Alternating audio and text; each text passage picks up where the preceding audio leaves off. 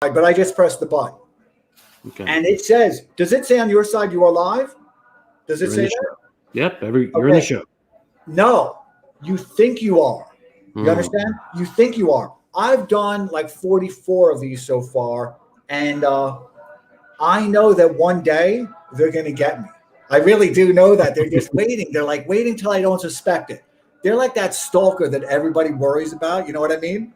Or that kid in school who said, I'm going to get you after class. And it's like 40 years later and it's still in your head. So now what I'm going to do, right? I've got this down to a science. Okay. I didn't have it down to a science and an art form the last time. Now I do. I really figured out how to do this good. I've got two computers, right? Mm-hmm. So now what I do is I'm going to scroll down on my profile, right? I've got this all down to a ritual. And I've got this all down to a ritual. So let me just see, right? Mm-hmm. Now what I'm going to do is I'm going to scroll down. I still don't see us. So this could be that time that they got us, right? So what I'm going to do is I'm going to do it again. I'm going to scroll down again. This could be the time that they got us. See, now I see somebody here, right? Thank you so much for joining us, Matthew. I think, right? So now, right, I go here and I go here. I'm almost there. So now what I do is I have to click refresh again because sometimes it takes like an extra minute. So Bart DeGraff says good afternoon, and Bart could also maybe be with us. I don't know. So now what I do is I go here. I'm almost done, right? Mm-hmm. So now what I do is I go here. I give the computer to my wife because we're done. I'm going to check one more thing. I'm also on YouTube these days. Did you know that? I'm on 2 different platforms now. So I'm going to check YouTube. Got it. So give me 1 second and then I'll know, right? I'm really excited. Then I'll know. Let me go over here. We did it. We are really live. We did it. This is really exciting. This is our number 2. Do you remember that? All right. This is our number 2. We did this before. So we are definitely live. I'm going to move this so that it's not in front of my mouth, right?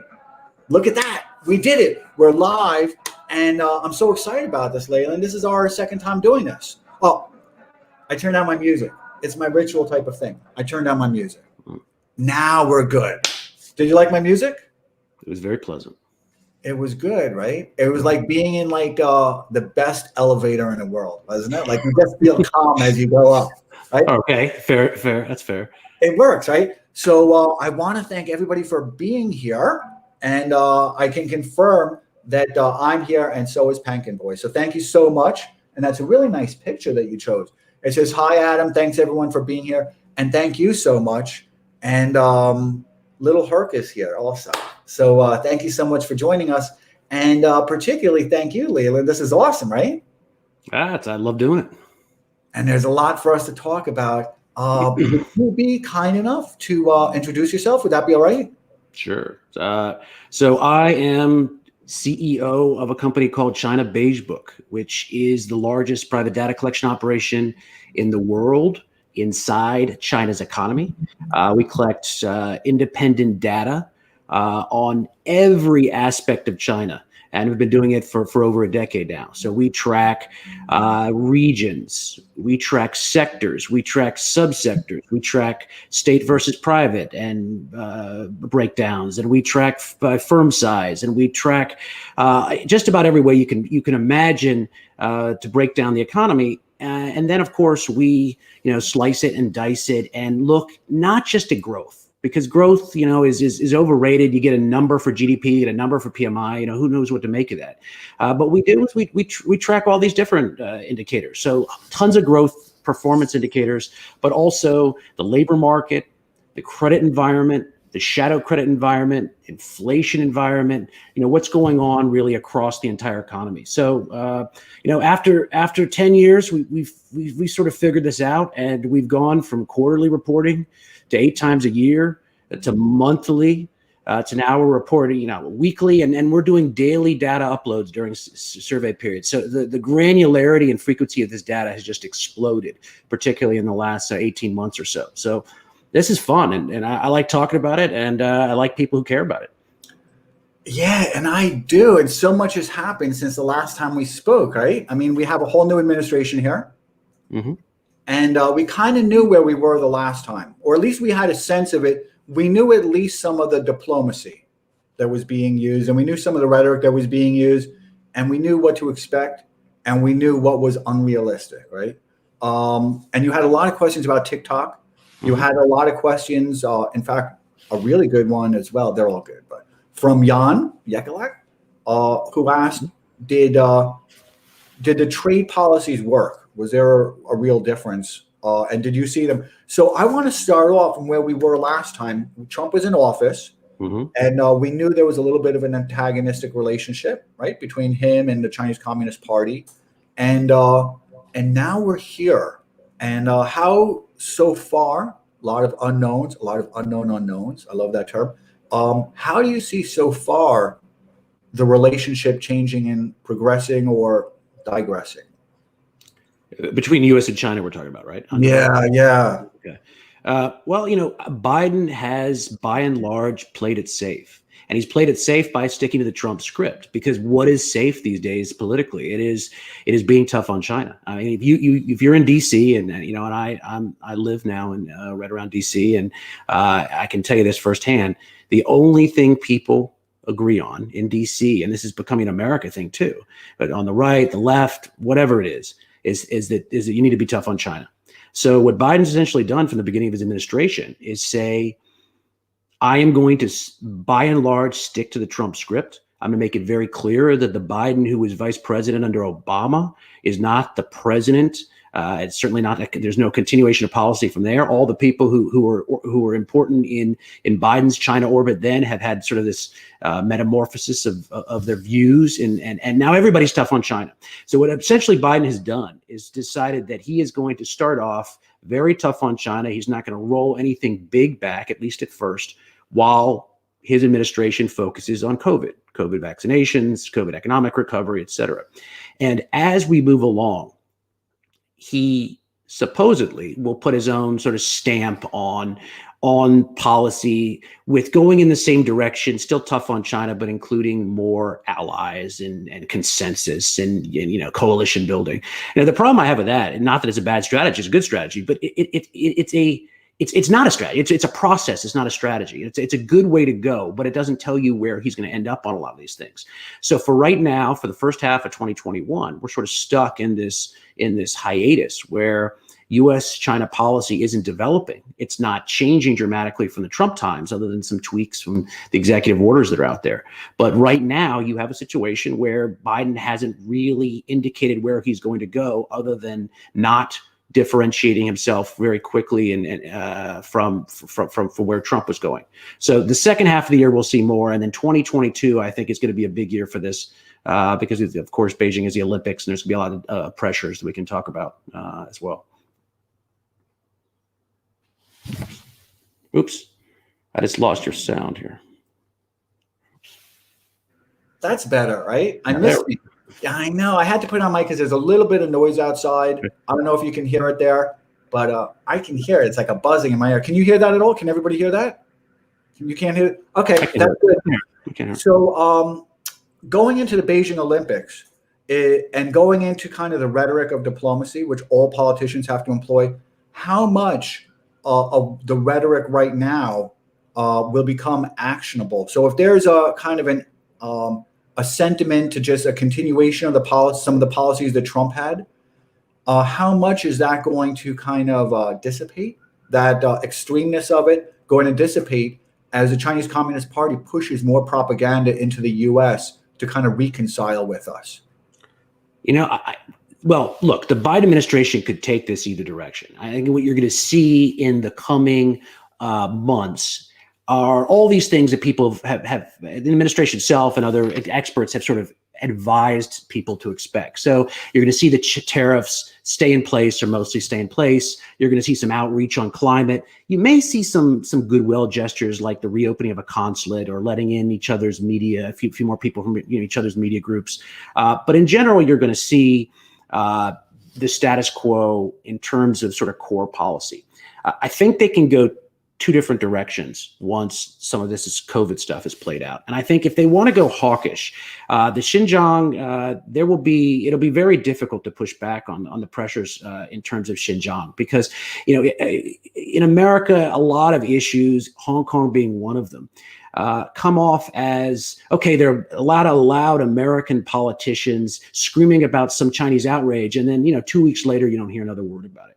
And that's the case with a lot of things that go on in China or Hong Kong and et cetera. But I don't think it's going to be the case of what's happening in Xinjiang, simply because there's a consensus on the left and the right that it's a very important, it's a huge set of outrages that were going on over there. The Europeans are fired up about it. The Americans are fired up about it. And so there's going to be a big movement in front of the Olympics to have the United States and others boycott it. That may not happen, but it's certainly going to put on the pressure on the Biden administration to be tougher. Taiwan is another one. I think we'll probably go into that in further detail. But you got a lot of pressure because the Trump administration in its waning days changed the diplomatic rules around Taiwanese interaction with Taiwanese diplomats. They took the handcuffs off. So now the Biden administration is going to be much more. They've said they're going to accept those rules. They're not going to change them back, and that they're going to be much more open with their Taiwanese interlocutors. And then I think that the third big one, which will be the tea leaf, will be what happens in terms of not necessarily Huawei, but Chinese tech and semiconductors sort of writ large. What I mean by that is the Trump administration went pretty big on that its last 2 years. Now, I was out there complaining that the entity list is not a blacklist, and a lot of the stuff they said they were doing was not really that tough on China. But if you take it all, you have a lot of different lists. You have a Department of Commerce entity list. You have the Pentagon blacklist. You have a Treasury OFAC list, all of which have Chinese companies on them now. And the administration, once they have their appointees at the Department of Commerce in place, are going to have an opportunity to really scope out this policy. Now, if they want to be tougher, there are ways to really streamline these regulations, to add on some export control regulations and really toughen policy on China. If they go the other way, and I think that the likelihood is they go the other way, if anything, there will be the opportunity, because this is so wonky, to really let China off the hook to some degree. When you have an issue like Huawei, now everyone read about how the senators, Cruz and others were interrogating Gina Raimondo when she was up for her Secretary of Commerce audition in front of the Senate. Are you going to take Huawei off the list? Are you going to take Huawei off the list? Huawei's not going off the entity list. Huawei is a household name now. It would be politically damaging for Biden to take Huawei off the entity list. But there's about 100 or more companies under Huawei that the average person on the street, the average China watcher, has never even heard about. And the people in charge of these restrictions at the Department of Commerce will have the ability to really pull this stuff back and take subsidiaries or affiliates off the list. To take secondary semiconductor companies like SMIC, which is a very important producer for Huawei. Either put them on the list, restrict them more, restrict them less. So I think that they're going to have an ability to really craft out either a more hawkish or more dovish policy. But I think whereas Xinjiang and Taiwan will push them to be more hawkish, I think the ability to sort of play around on the bottom end in terms of tech restrictions, I think that's going to allow them to be more dovish. I think that's where their heart is, of the people that are going to get that position. And just one more point on that. I get way too wonky on this stuff, but it's a very important point, I think. When you're talking about, I said the Huawei, things like that are political theater. But when you talk about what happened with the Department of Commerce at the end of the Trump administration, you had something called the foreign product rule, which was sort of an amped up restriction, much tougher than the entity list.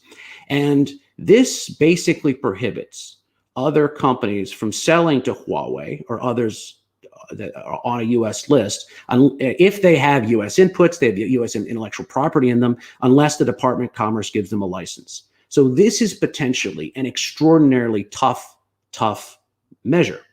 Now, if the Biden team wants, they can simply grant licenses out the back door. Even in the waning days of the Trump administration, Ross's Commerce Department, Wilbur Ross under Trump, his Commerce Department was granting certain licenses. So you have an ability, even though you've got this really tough policy potentially in place, to go very dovish or very hawkish or stay the course. this is something that not enough people are to be watching because, again, it is very, very, very wonky. But I want to sort of lay this out right up front because this is what we should be watching. I think that the tech restrictions, we should be watching Taiwan, and we should be watching Xinjiang, those three particularly closely. I'm still missing you here. Are you on mute? I know, right? It's pretty funny. But there's still so much to discuss and to peel back even from that, because Chinese companies were getting hit with IP theft, of accusations from IP theft from America, particularly, right? Where there was 2 Department of Justice indictments against the CFO of Huawei, right? And isn't there a fear that those are now going to go completely unprosecuted? And that leaves that same very antagonistic IP, the threat of IP theft still kind of forefront? Isn't that still going to be an issue? Of course, right. This is one of my major problems with phase one. I got a lot of my friends that served in the Trump administration who sort of came off thinking that phase one was sort of this really powerful action. I have very clearly not been of that mind. And one of the things that I always push back at them with is that, yes, they've announced a few intellectual property changes. They're going to tweak their rules. They're going to add an IP court. They're going to sort of change this stuff a little bit on the ground. And what I'm told by officials is, oh, they're restructuring their economy. They're restructuring the way they handle intellectual property. Well, look, in a country that has no rule of law, that is run by party fiat, those mechanisms only work so long as the party wants them to work. So if it turns out that the U.S. has really amped up the pressure and the Chinese need new pieces of leverage, they need new things to be able to push back the United States, then you're going to see these things relaxed. And so anything that was negotiated as part of phase one in terms of all these IP changes, look, they're transitory. They'll be in place so long as it serves Beijing. They're not some sort of perpetual part of the system anymore. And I think that's one of the big problems, is that there's no way of really ensconcing in Chinese law changes and then taking them seriously as something that's going to be there for the long run. I had to take it off mute again, and now the construction stopped a little bit outside. But going back to those 2 indictments, I was just looking at them while you were speaking, because I had them stored in one of my indexes, and the indictment states that Huawei established a formal schedule for rewarding employees for stealing information from competitors based upon the confidential value of the information obtained. Employees were directed to post confidential information obtained from other companies on an internal Huawei website, or in the case of specially sensitive information, to send an encrypted email to a special email inbox. So this was and I'm going to go back to you now because I'm toggling between things. So this was something that was not just kind of a theory of things. This is something that should be and really has to be prosecuted. And if it's not, I think the Biden administration already used the diplomatic terms of enforcement, but we've seen, I think, 10 different agreements from Obama to from Bush to Obama, even to Trump, about data theft, and every single one of those agreements has been breached. So there's no way to have an agreement if we're not dealing in good faith, and also if their view of IP is something that's it's fair game, right? Right. An agreement only means something if there's fear of repercussions. And, what I was talking about before was sort of the state desire to guide policy, to create leverage against America or other countries that that Beijing feels is being mean to it. But what you're talking about is an extension of that, which is the fact that there's an enormous arrogance by a lot of companies. Huawei certainly had it. ZTE had it. And they say, well, look, we know what the rules are and we don't care. We're going to operate with impunity because they're not going to do anything about this. They're sort of right, considering, look what happened to ZTE. I mean, we can talk about how weak Obama was on China policy all day long. I've written plenty on it. But, under Trump, what was the first thing that happened with ZTE? We punished them. It wasn't that big a punishment. They violated the terms of their agreement. We said we're going to punish them again. Why was the company not put out of business? It was a hand slap and then sort of a harder hand slap. It's still up and running. And the reason is because we want to buy more soybeans. We wanted a phase one deal. So the problem is that the Chinese have correctly understood for a long time that while a lot of U.S. politicians talk tough about China or restrictions, and there are plenty of laws to crack down, the political wherewithal is a completely different question. And a lot of presidents, every president wants something different from China. Biden may want something on the climate side. Trump wants something on the trade side. Who knows what Obama wanted? But when it gets down to the negotiations with China, are they willing to really crack down on big companies? When President Xi is threatening them back, if you do this, you're not going to have a deal with us. So I think the answer to this is that you're not going to see it stop. You're not going to see it stop because the state apparatus needs it to happen to create leverage, and private companies don't sufficiently fear repercussions. At least they haven't up until recently. And so, why stop? And the only way it will stop is if you start cracking down harder on the rules you have in place. Well, we're also at a disadvantage in that what we saw during the Trump administration, particularly the first 2 years where the administration was trying to establish at least some type of a framework for enforcement against China and some type of both retaliatory tariffs to match the tariffs that we encounter in China. And there's a whole host of them, so I could go down that list just out of memory. But what their counter to that was really to infiltrate our media and to push out two different types of, because they don't have a united front work type of establishment here, or even a really built out architecture for the Confucius Institutes that they have in other countries. We saw a lot of propaganda, both on the trade front. In the Midwest, we saw it about how it was going to bankrupt those local businesses, right? And the consequences of a trade war. And so, we had kind of, although there's not the family farmers anymore, there is still people who work, for the industry over there. And then we also saw on the coast their propaganda that they got placed in here through China Watch and through some other things that they have employed was the consequences on goodwill with China, and that this is something that is there's a cruelty to it. There's a cruelty to the Chinese people to it. So we still have to now rebut those two kind of mechanisms that they've employed. So far, what I've heard from the Biden administration is purely on the diplomatic side, and already I'm beginning to see a weakening of that. And I don't want to. I don't want to criticize policies that aren't existent yet. I'm just reacting to kind of the diplomatic terms. But we've already seen terms that are, and I think it came out of China Economist, that indicates a China reset.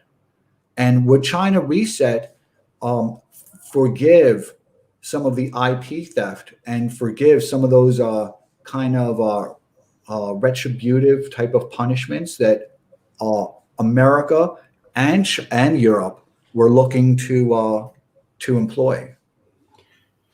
Well, the people that I speak to in the Biden administration are not talking about reset. As a matter of fact, they're angrily pushing back at the term because they're so worried about being labeled weak on China, considering that Biden has a long history in the Senate of not being strong on China. And, he's tagged with Obama, who wasn't particularly strong on China, to say the least. So what the view is now, and it's early because big decisions haven't been made, is that we are going to be tough. We're going to do we have the same goals as Trump did overall, but we're going to do it in a much more, coalition-like process. Now, here's where it gets interesting. Right now it's easy to say that there's nothing that Biden really wants from the Chinese right now, except to leave them alone while he deals with COVID. So, he's worried about the COVID recovery. He's worried about getting the economy up and getting his stimulus bills through. He doesn't need anything from Xi Jinping right now. When we go into next year, now he starts looking at, what am I going to do with Iran? Am I going to have, North Korea acting up and I need Chinese help?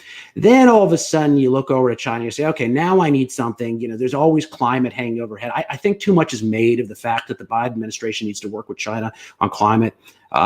These are things the Chinese government wants to do and the Biden administration wants to do. I don't think the people in charge of policy outside of Kerry would be willing to trade much in terms of just getting some climate goodies. But look, when you get into the next stage, the post-COVID stage of development and other foreign policy prerogatives start to take shape, do they need China for Iran? Do they need them for North Korea? Do they need them for climate? Then all of a sudden, the voices at the table, which have been silenced so far and not talking about this tough language, maybe they start piping up and you have a real internal debate. As of right now, I think that what the Biden administration wants to signal is, no, we're going to be real tough on China. There is no reset. There's just going to be a smarter conduct of U.S. policy. Maybe they're right, but that won't be decided the first half of 2021. It'll be decided probably the first half of 2022. So would some climate initiatives, would they be on China mainland, where I know that they have really prioritized cleanups, right? Pollution controls. I mean, that's undeniable, and that has a lot to do with the quality of their soil and how much waste runoff they've had, and inarability of their land, and of their water streams, the amount of pollution in their water streams. But overseas, they are still pushing out coal plants, and those have been so far exempted from those same type of policy controls that so far have been put in place. So China's way of working around those was to say, look, we're installing these in Africa, we're installing them in Nigeria, we're installing them in Sub-Sahara. So these don't apply. They were basically an asylum for global climate change policies. So do you see that changing? I mean, that is something that's very negotiable. I just don't know if it's pragmatic. Well, it's negotiable on the micro level. So if they needed to bargain away producing a coal plant here, a coal plant there, they can certainly do it. But the reality of energy, where we are in the energy technology these days, is it's not like they can just decide not to do coal and just put a nuclear plant in every small African nation or Central Asian nation. So even when the foreign policy will be very much, if you're at a low level of development, you're going to have more coal. There's just, there are ways to moderate that, but that's going to be part of the build out. Even back home, you're seeing what they're doing with coal right now. They've done a lot on the environment.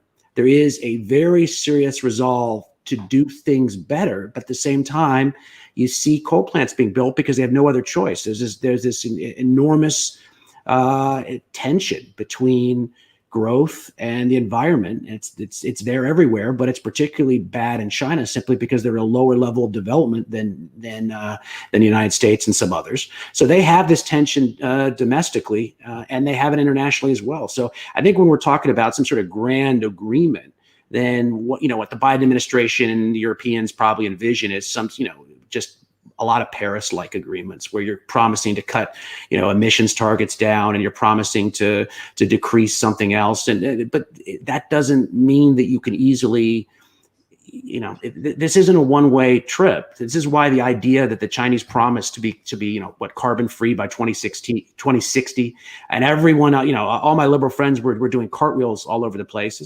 You just had a Chinese promise to do something within 50 years. I mean, let's see what actually happens first before you get too excited about it.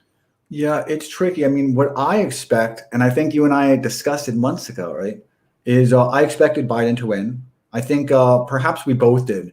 And the China strategy, and I distinguish between China and the ruling regime, right? So I'm referring to the Chinese Communist Party, was trying to win by attrition, right? I think, everybody kind of understood that, and that they were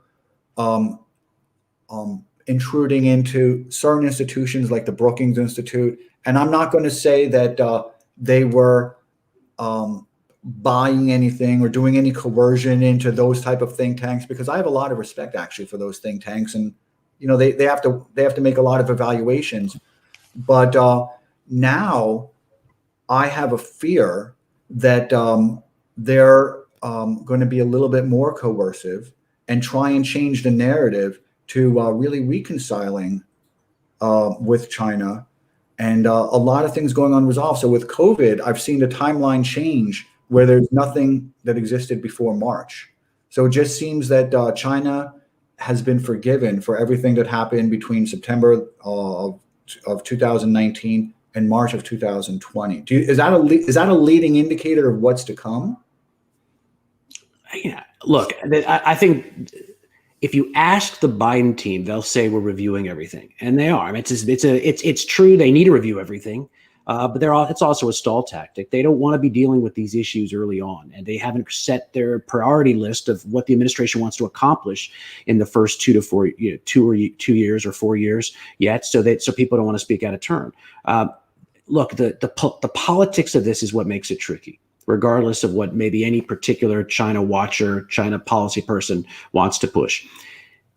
The Democrats are going to have a really hard time in the midterms. I mean, historically, that's a bad time for the party who holds the presidency. There's going to be, there's some redistricting issues in the U.S. Congress, which are going to make it even harder for the Democrats. The last thing the Democrats need is to sail into 2022 with a target on their back that the Republicans are able to paint as, look at what these guys did on China.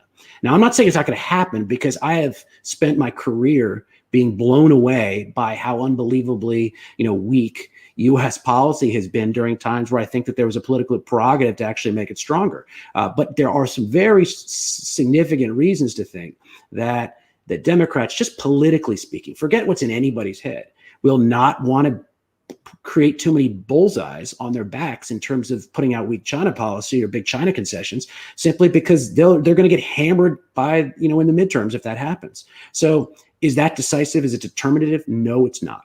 But we sort of have to piece together where they're at right now, and the politics around being nice to China, and what would Biden need right now. He doesn't need much. He may need something a year from now. So I haven't seen the slippage, but of course, I'm going to call it out if I see it. And I should probably introduce kind of something that has been neglected. And I don't want people to kind of think of a bias. You've advised every administration, Democrat and Republican. So I understand how, politics becomes a part of it. But I do think it's helpful for everybody here, including me and you and I are friends, to say that you're separating, just as I did, the China from its ruling regime. You're also trying to separate, the partisan, which you don't have, and versus kind of the political trueness and the pragmatic of something, because they really are different things. So you've worked with every administration. That's all I'm trying to say. It's important to lay that out there, because people's perspective are defined by, if they're considered a Democratic operative or Republican operative, or somebody whose career could be advanced or their companies could be advanced based on, certain people in politics. It has a corrupting influence. So what we have always done, everybody has their own, viewpoints and ideologies in their head, but what we've always wanted to do is advise the government, the Fed, other central banks, and what we think is right based on the data we see and based on policy as we know it. And then, most of the time we've got pretty much everybody angry at us, which means we're probably doing something right. Yeah. And there's a lot of questions here, and I have so many, and you and I are friends, so we can always have these chats offline, but I want to make sure that everybody is included within this, because this is like our lunch. You're in Virginia now, right? In Virginia, that's right. And made the pilgrimage from New York. You did. And now I miss it, because we're not going to have another coffee probably sometime soon. I think we had lunch, right? So there's a lot of questions here, and I want to go over some of them. And I know you want to discuss semiconductors and the industry, and we'll discuss Taiwan. So hopefully, as I scroll through the questions, we'll see those as well. I think the semiconductor industry is particularly important. I think we want to know what now happens with TikTok, what now happens with Microsoft, the hack into Microsoft.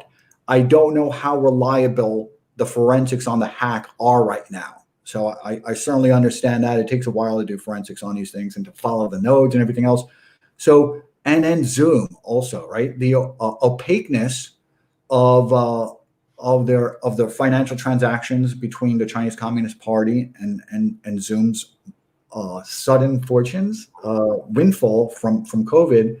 And then lastly, because I've got so much to discuss, right, is what we're now seeing with as a consequence of COVID, the vulnerabilities of some of the Belt and Road client countries, right? They were already economically very vulnerable, such as Djibouti, where the last thing that they needed was not to pay, not to service those loans, right? But we're going to go into the questions first because there's so many interesting questions here, and many of them are ones that you track really robustly. So, Charles, I want to thank you so much for being here, Chuck. Chuck is awesome. Chuck and I have done a Periscope actually. Chuck is awesome.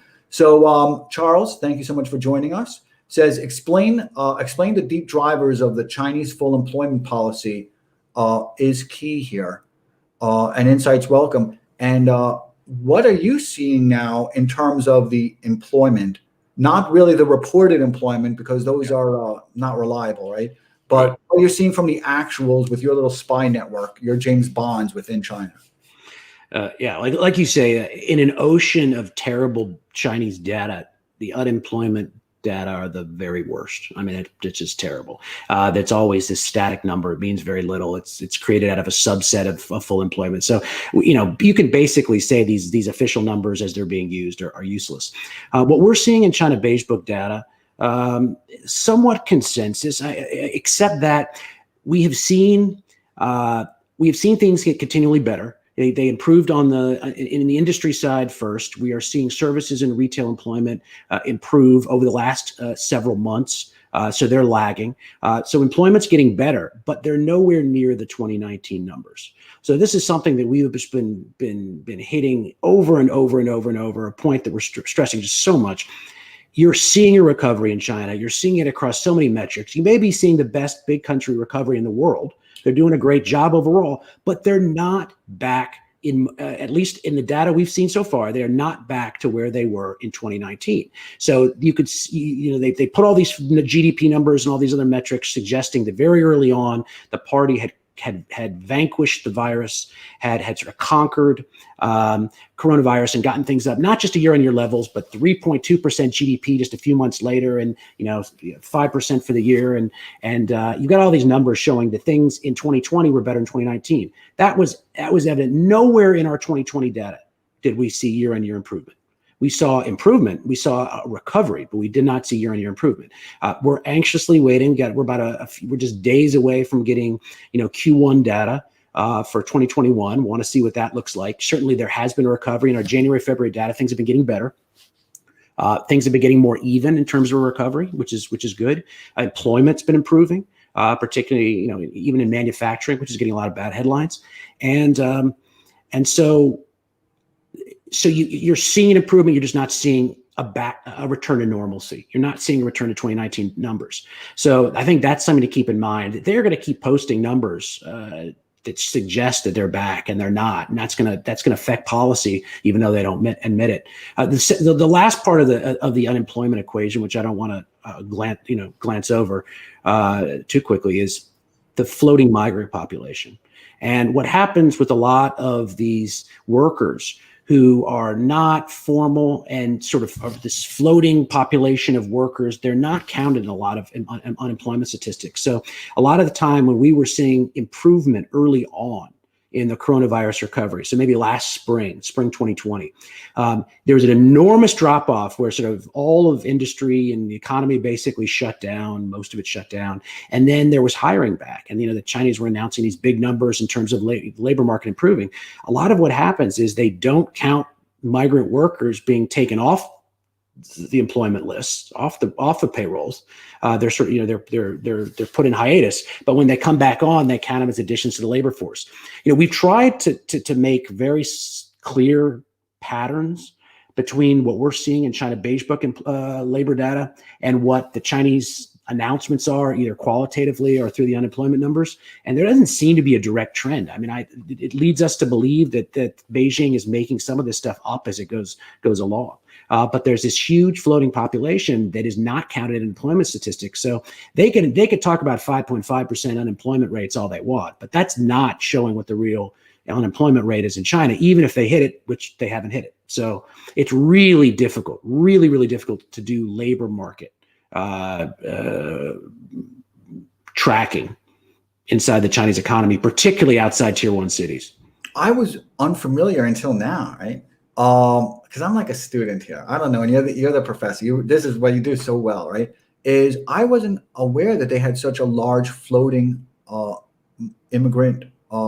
What do you call floating immigrant migration? Floating migrant population. They work with workers who, it's based around the idea that the hukou is what anchors you. The permit, the work permit is sort of what anchors you to a particular locale, and it gives you the rights to put your children in school, and it gives you the rights to get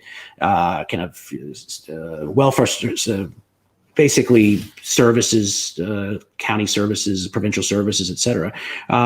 They're reforming that because it's been a big problem for them over the past couple of decades. But you have these floating populations which are just not tracked, and that makes it very hard to track, the volatility in the data because the Chinese won't announce it. And so when you're seeing the employment, are you seeing it in mainland industries so there's light manufacturing, right? Then there's heavy manufacturing, such as telecom equipment, everything that's made for exporting, right? All the heavy stuff is made for exporting. But then we're seeing also that they make a lot of mattresses, they make a lot of home furnishings.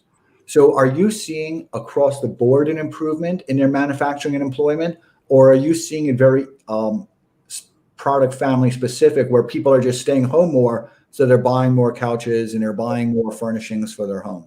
Yeah, now we're seeing it broad-based. So when we were discussing this probably last time, or I don't remember how much we got into it, but the claim that Beijing is making is, look, everything's just getting better.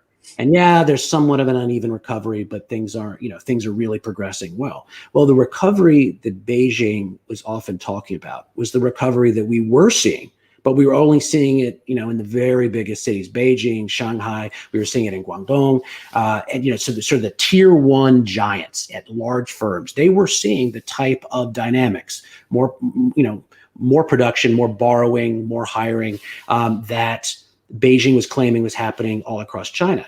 When we looked outside those tier 1 locales, you did not see that. And, I think one of the most dramatic statistics we saw in the middle of 2020 last year was borrowing in the top 3, the Beijing, Shanghai, and Guangdong, was triple the level that we were seeing in the rest of the country, the other 5 regions that we were tracking. So much was going on in the bigger cities, but the recovery, if there's one word to describe it, wasn't strong as much as it was uneven.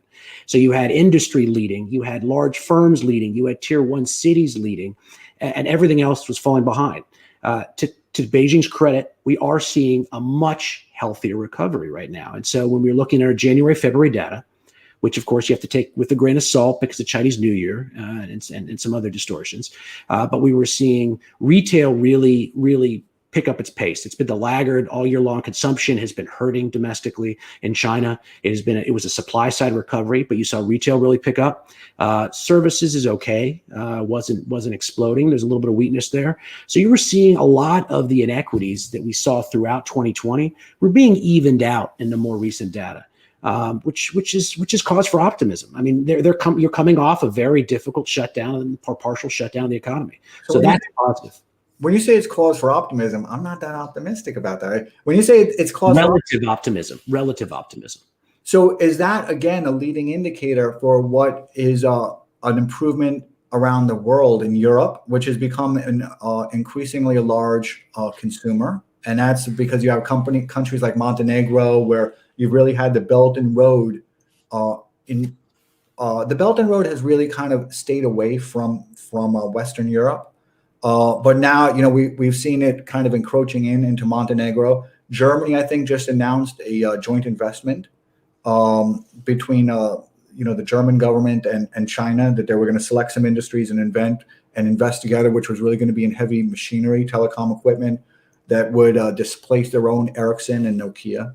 So is China improvement does that mean that America is becoming more vulnerable to those type of shocks, or Europe is becoming more vulnerable? What's the downstream of that? I just think so much of it has to do with the COVID recovery.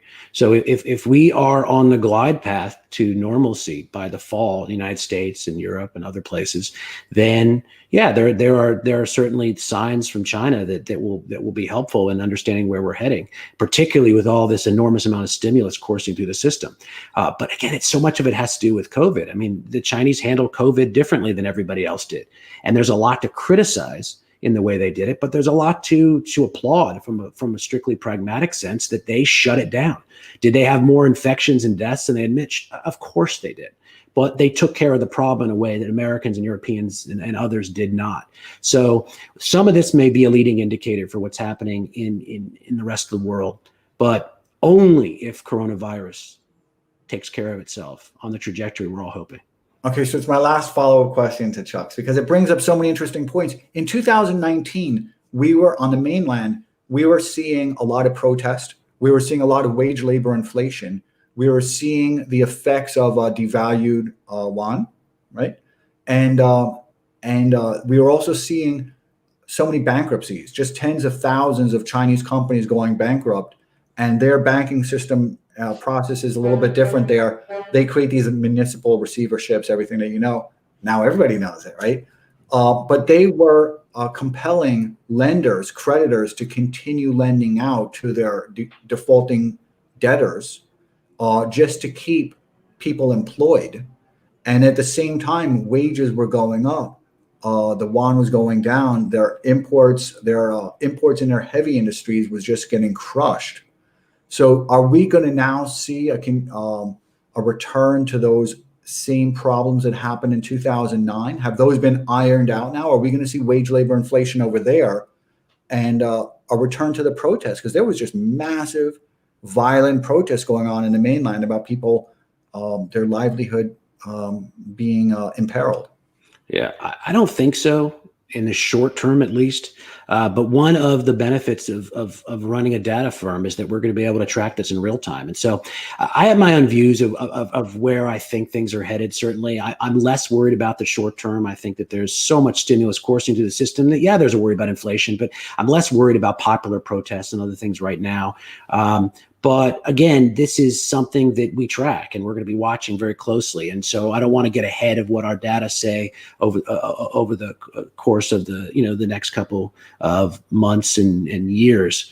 But look, there's a lot to worry about. I mean, if you look at what the message was from the National People's Congress recently, it was basically that we're setting a very light, weak, and ambiguous GDP target of above 6%, which everyone thought was going to be higher if they announced one. But we're also talking a whole lot about fixing the economy from an environmental standpoint, and we're talking about the leveraging and dealing with debt. So what do we believe? I mean, do we believe that they're going to be able to thread the needle? I think they're going to try to thread the needle, at least at the beginning. But the problem is when if you deliver too much and all of a sudden you create a frosty investment environment and capital doesn't want to come in, then you have political problems and you have to sort of let the pedal up and allow more growth and allow more stimulus. And so every time we've seen policy pronouncements on deleveraging, we haven't believed them, and we've been right. Because if you look back at our data, and we track this real closely, 2016 to 2018, the Chinese talked so much about how all this deleveraging they did. There was no deleveraging campaign. There was a deleveraging campaign. There was no deleveraging. There was slower additional leveraging. They did some things on the debt side. They cracked down on shadow finance. I mean, that's clear as day in our data. I mean, they did do that. They did deal with risks inside the system. They just weren't deleveraging. If you're being strict on what the definition of deleveraging means.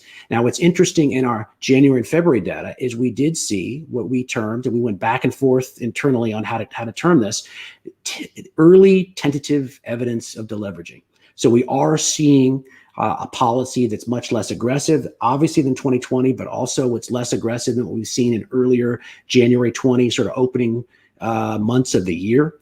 So it's possible that we're starting to see some real push towards deleveraging. The question is, how long are we going to see it? And when they start feeling pain, because everyone's going to feel pain at some point, do they let up or do they keep going? And the answer has always been they let up, but it would be nice if they kept going. We're going to keep going. We're going to keep going too, because there's so many questions here, and I've got questions, and I'm trying to hold myself back because I've got so many. So Interior Foliage, thank you so much for being here. Says China owns controlling share of ports in Athens, Haifa, and also in rail. Why is it that the U.S. has no interest in these? Well, are they good economic interests? I don't want to put all these together. I mean, some of these ports probably make money, and some of them are probably terrible investments.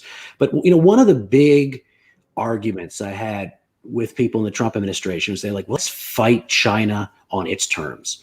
They've got a Belt and Road. Let's go spend tons of money abroad and just throw money around. Like, well, why are you doing that? China's not doing it because they're good investment opportunities. They're doing it because they don't know any better. So let's be very careful about dumping, billions of dollars to the next Venezuela. I mean, we don't want to be doing that.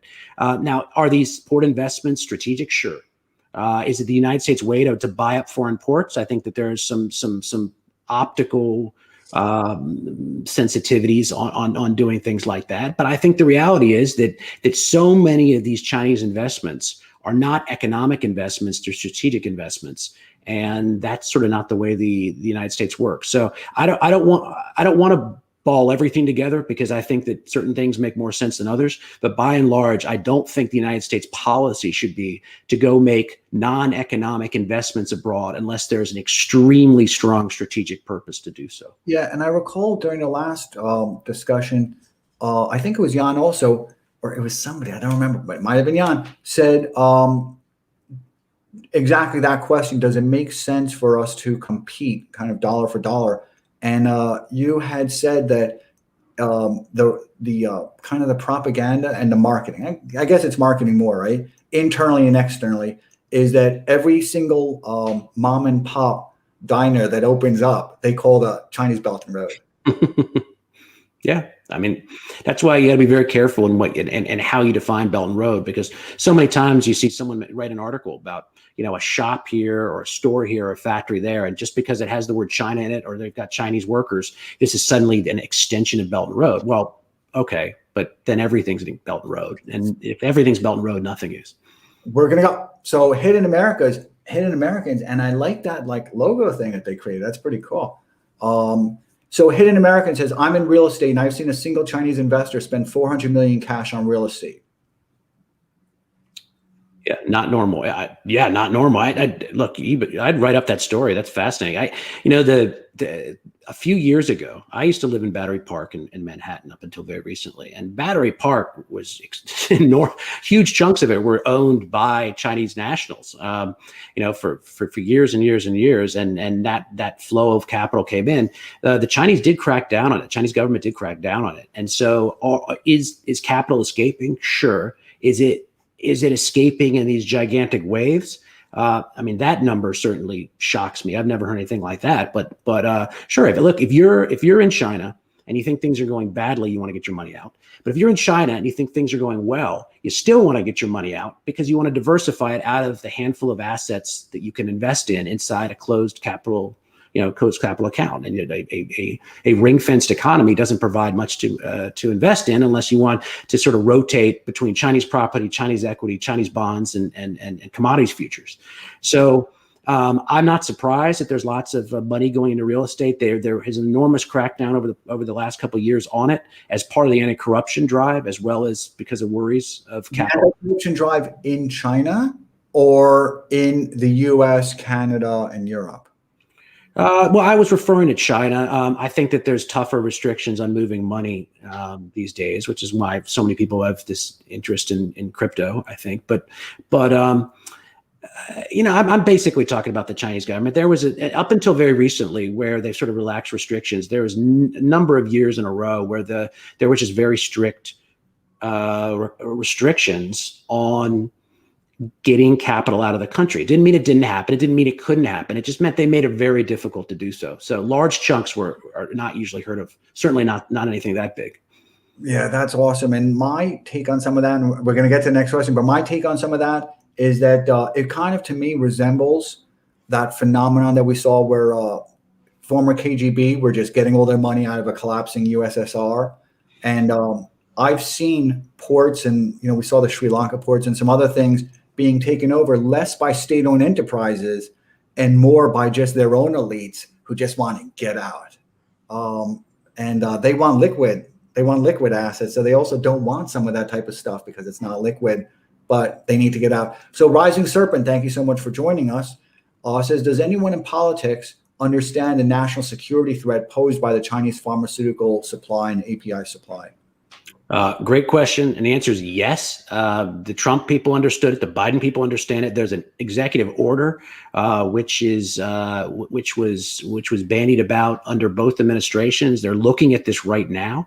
Now, as someone who has pushed officials to look at this closely, I'm now going to play a little bit of devil's advocate and say that there's this belief that there's this enormous bottleneck between Chinese supply and U.S. consumers. And then, the Chinese snap their fingers and all of a sudden, Americans die or Europeans die because they can't get their penicillin or something else.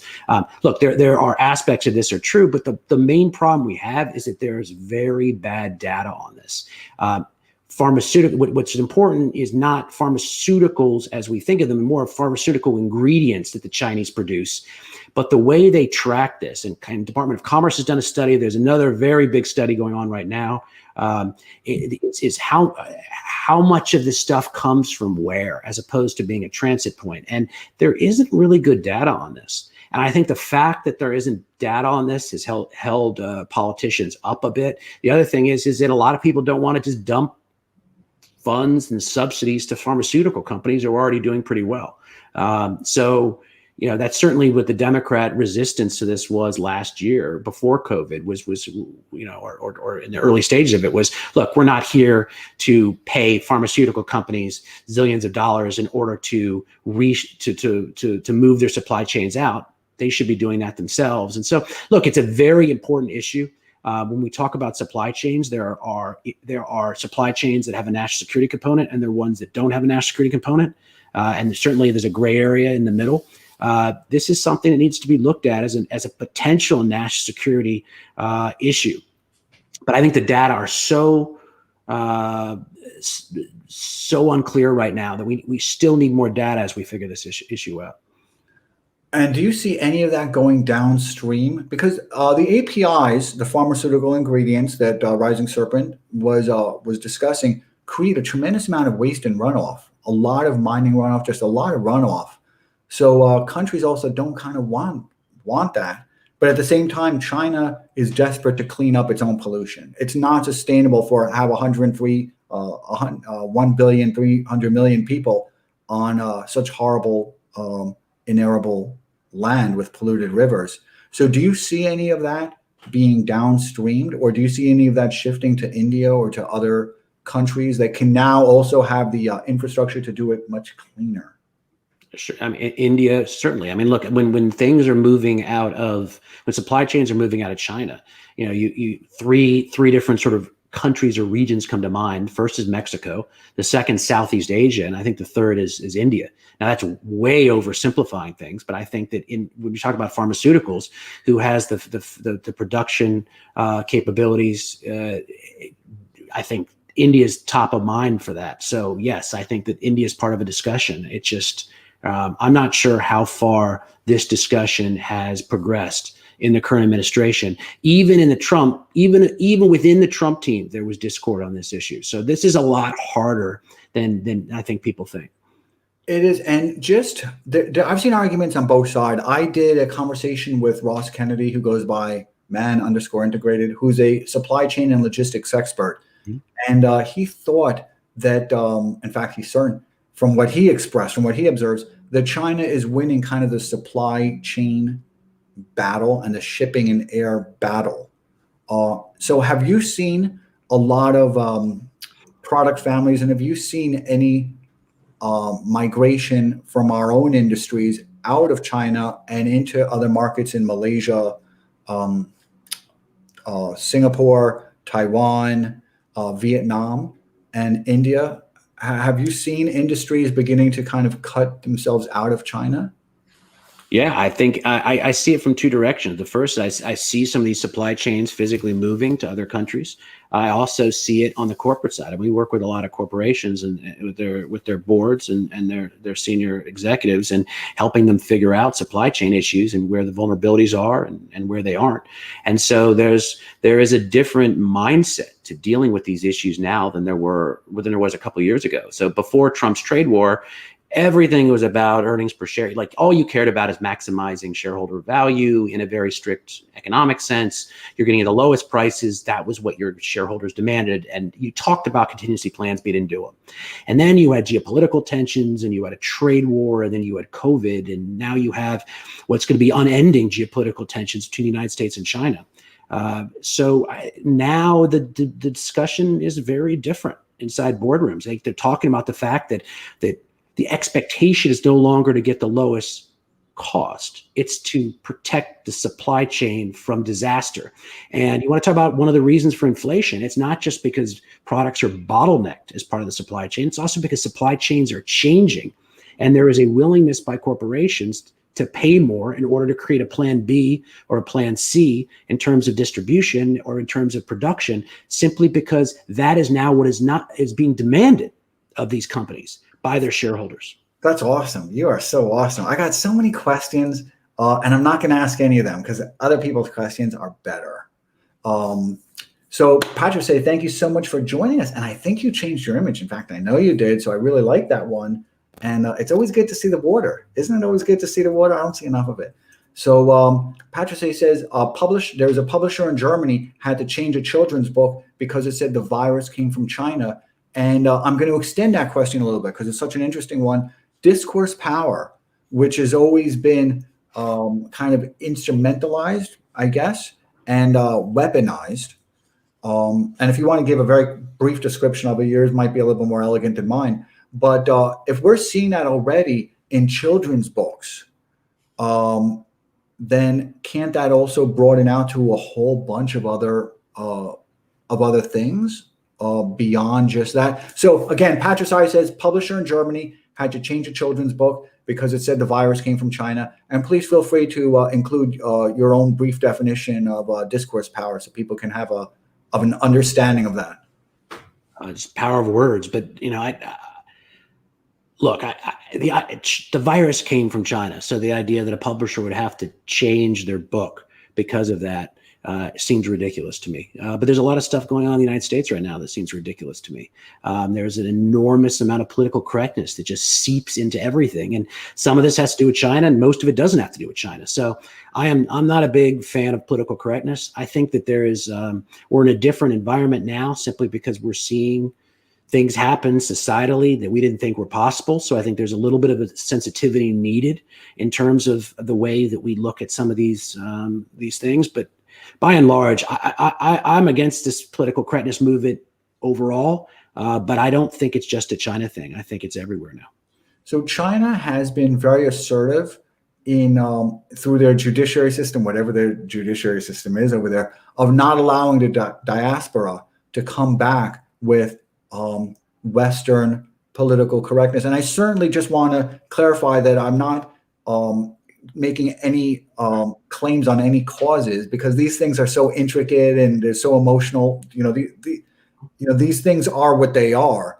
But the harshness of it, which is what I would call the political correctness of it, right? The harshness of it, the boisterousness of it, and somehow it kind of trickles down and creates new frictions. So China does not allow that to return from their diaspora. And there's even a very rigid screening process that happens from the Confucius Institutes, from the embassies. And as people come back, there's kind of a purging of that goes on. So it's kind of interesting. Valina is here. I know. I'm kind of an expert on that, a specialist on certain parts of that as well, because of my own family office positions, and some of these things, are impacted kind of tangentially. Do you see the yuan, by the way? Where do you see it trading? Where do you see it relative to the dollar? Well, where the Chinese would like to see it is stable with a slight upward appreciation. And I've been saying this for a long time because this has been right for a long time. And what the Chinese would like to see is, there's just, all right, yes, there is a basket, but the Chinese government moves the yuan's value off the dollar. That's the meaningful level. And you're getting at a point which is stronger, a lot stronger than it was earlier, but it's not at historic levels. Or even in 2 years, 4 years ago, you had levels that we're at here. So nothing is outside the range. If you have completely irresponsible U.S. fiscal policy, it goes on and on and on and on, then theoretically the dollar gets devalued, and China's even if it keeps, even if it tries to sort of keep pace, will strengthen along the way. So I think a lot of this has to do with what dollar policy is and how the dollar is trading, both as a matter of fiscal policy in terms of global economic conditions. It'd certainly be affected dramatically if we saw another COVID wave hit us suddenly. But I think so. A lot of the reality is that the yuan is a derivative of the dollar. The Chinese are happy to keep it that way. And so they want to keep it a little bit stronger than it was before. Now, do I see a lot of questions I get, which I've never gotten before, but I have in the last couple of months, have been, why isn't there a grand bargain to be made where the Chinese promise to not do a bunch of things on the trade side? Biden pulls tariffs back, and the Chinese just move their currency to 6 or to 5.5 or something. And the reality is because that's not what the Chinese want. That's one, they wouldn't want to be pressured by anyone in order to move their currency. Wouldn't want to be seen as doing that. I think the other important part of this is that the Chinese want to keep their currency roughly stable with the dollar, and they don't want to see a dollar value drop off and collapse, just as they don't want to see a super powerful dollar. They want stability, slight upward bias. That's what they're hoping for. It's what we still may get. But again, fiscal policy in the United States is making a lot of people queasy. So we'll see.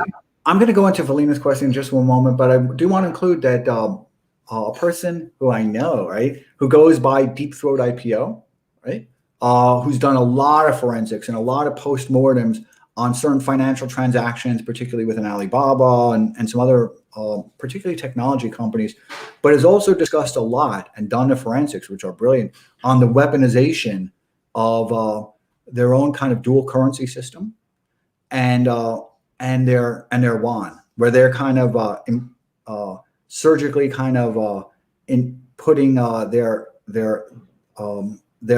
problemed yuan, right, that they're willing to let collapse or willing to let trade violently into American banks. They're doing this through the stock market as well. So how do you see that? And also, do you see the Biden administration? I have so many questions for you. Releasing them from the status of being a financial manipulator? I don't think just to answer the last one quickly first, I don't think that being a financial manipulator carries as much sting as it did before. I mean, basically, if you're considered a manipulator of your currency, then it calls for discussions and then potential sanctions and a whole bunch of stuff. We've seen China punished outside of this far worse and far more aggressively than anything done by currency manipulation. So I almost think the currency manipulation, and China was not a currency manipulator based on the criteria that Treasury traditionally used for this calculation. They weren't before, they aren't now. So I see it as a lot smaller deal, simply because are they worried we're going to go into consultations about their currency? I don't think they care. Part of it. So the part of it was kind of, again, just returning to kind of the Deep Throat IPO, who's probably done some of the best forensics. I'm sure you've bumped into them as well on just as good, if not better in many instances, because they don't have those same constraints, political constraints on the yuan and on its trading and on how it kind of circulates even through their own high-tech companies. And even so much as how the stocks that those yuan purchase, right, offshore, are now in American mutual funds, retirement accounts, military accounts. So what do you see happening there? Well, the biggest issue so we're sort of jumping into something else, which is important, but hasn't been talked about as much in the past couple of months, has been sort of the issue with delisting Chinese companies that are in American stock portfolios. That's one issue. I don't know whether you were touching on that. In terms, there's also the issue of yuan internationalization, which I think is mostly overblown. quite frankly, because I think that we wrote a paper years ago called "The Yuan is the Dollar Painted Red," and it was basically saying that the Chinese don't want this reserve currency status. They want to be able to rely on the stability of the dollar.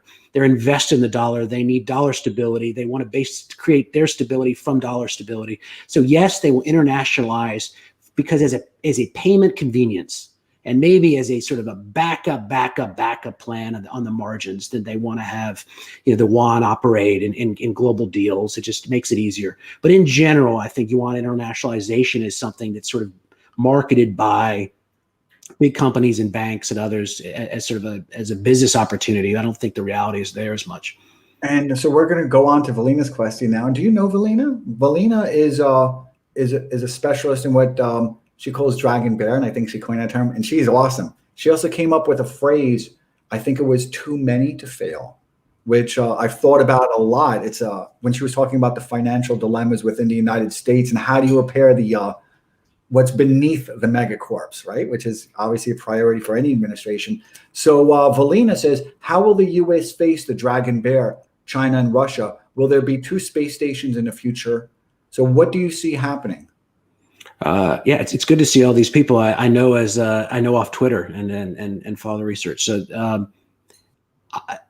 China and Russia will work together when it's convenient, and they'll hate each other when it's not convenient.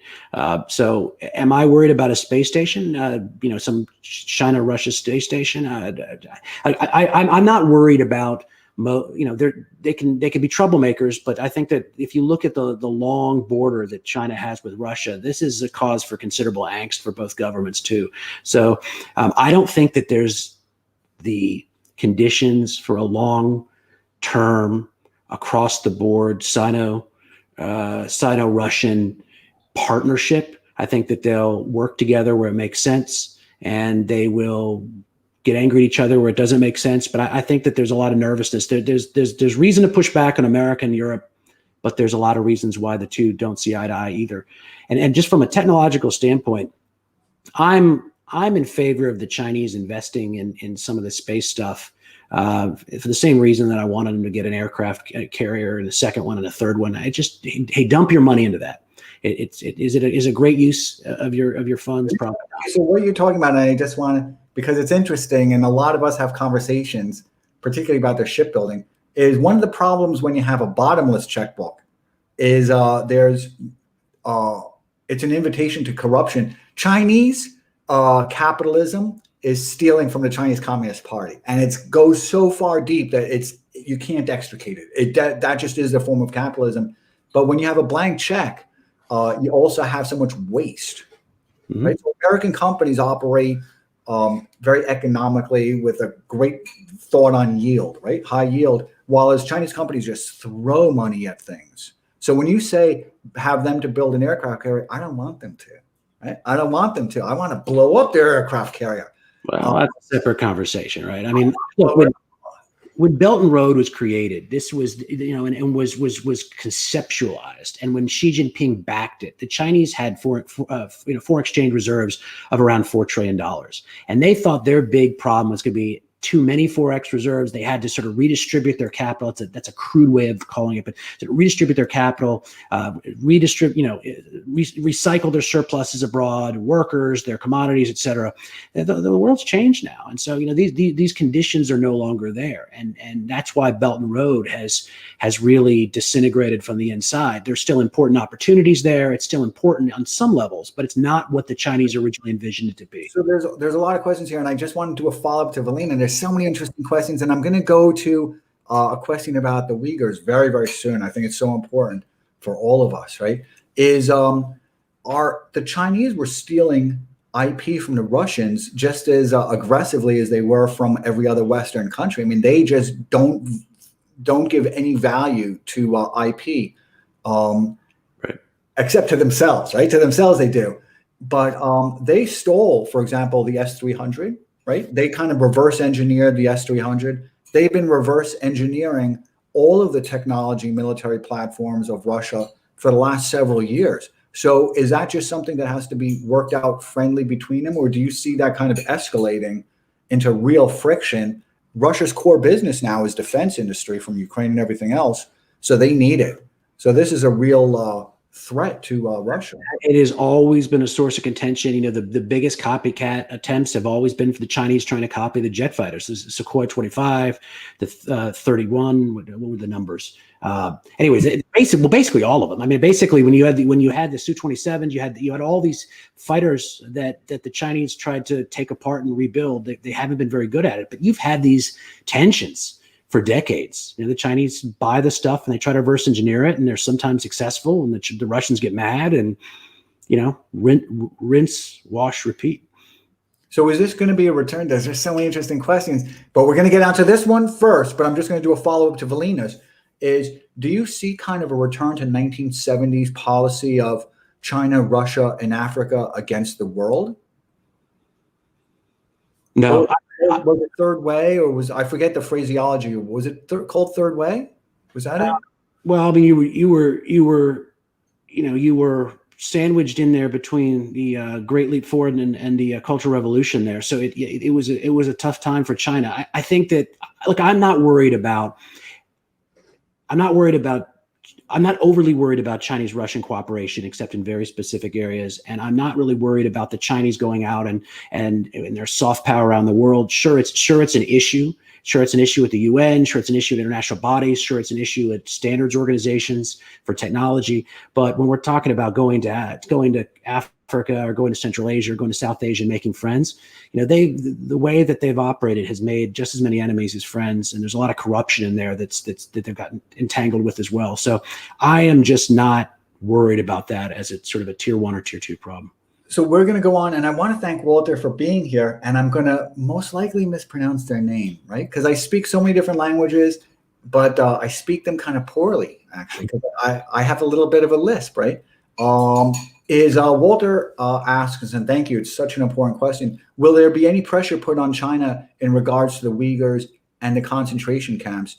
And I just want to go backwards on that a little bit. 2008, for the Olympics there, was the opportunity for China to build many of those build many of those camps, because they did all the construction for it under the cloak of 2008 Olympics, and also under the 2009 or 2010 Shanghai World's Fair. So that gave them a good opportunity to kind of have an umbrella to their own actions.